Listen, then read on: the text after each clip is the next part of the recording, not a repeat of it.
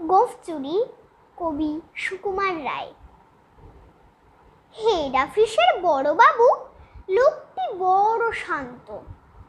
তার যেমন মাথার ব্যামো কেউ কখনো জানতো।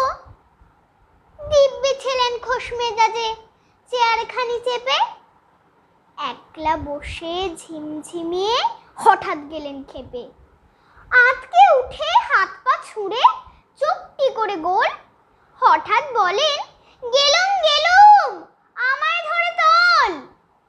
তাই শুনে কেউ বদ্যি ডাকে, কেউ বা হাঁকে পুলিশ, কেউ বা বলে কামড়ে দেবে, সাবধানেতে তুলিস।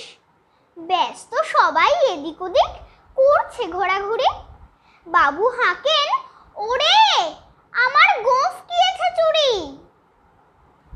গোঁফ হারানো আজব কথা, তাও কি হয় সত্যি?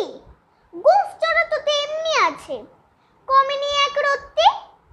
সবাই তারে বুঝিয়ে বলে, সামনে ধরে আয় না, মোটেও গোঁফ হয়নি চুরি, কখনো তা হয় না। রেগে আগুন তেলে বেগুন, তেরে বলেন তিনি, কারো কথার ধার ধারিনি, সব বেটাকেই চিনি। নোংরা ছাঁটা, খাংরা ছাঁটা, বিচ্ছিরি আর ময়লা, এমন গোঁফ তো রাখতে জানি শ্যামবাবুদের গয়লা। এ গোঁফ যদি আমার বলিস, করব তোদের জবাই। এই না বলে জরিমানা করলেন তিনি সবাই। বিষম রেগে বিষম খেয়ে দিলেন লিখে খাতায়, কাউকে বেশি লাই দিতে নেই, সবাই চড়ে মাথায়। অফিসের এই বাঁদরগুলো মাথায় খালি গোবর, গোঁফ চোরাছে কোথায় গেল কেউ রাখে না খবর।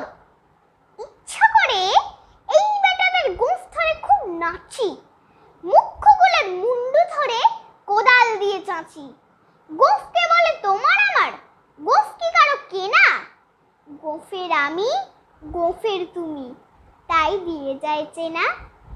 ধন্যবাদ।